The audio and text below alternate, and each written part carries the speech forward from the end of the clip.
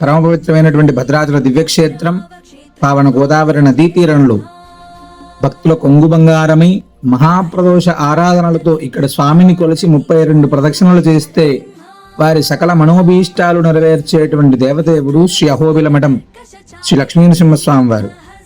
భద్రాచల దివ్యక్షేత్రంలో అహోబిల మఠంలో అత్యంత వైభవంగా 17 వసంతాలు పూర్తి చేసుకున్నటువంటి ఈ శుభ సందర్భంలో ఫాల్గుణ బహుళ ఏకాదశి శ్రవణ నక్షత్రం సందర్భంగా విశేషంగా మార్చి 15వ తారీఖు ఉదయం 8 గంటల నుంచి కూడా స్వామివారి యొక్క వార్షిక మహోత్సవం అంగరంగ వైభవంగా నిర్వహించడం జరుగుతుంది.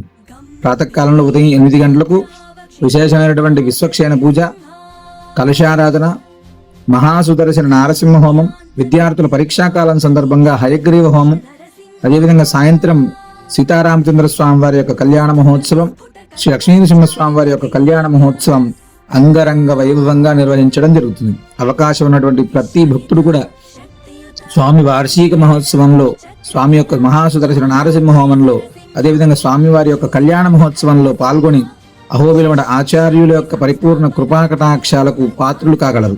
సర్వే జనా సుఖినో భవంతు.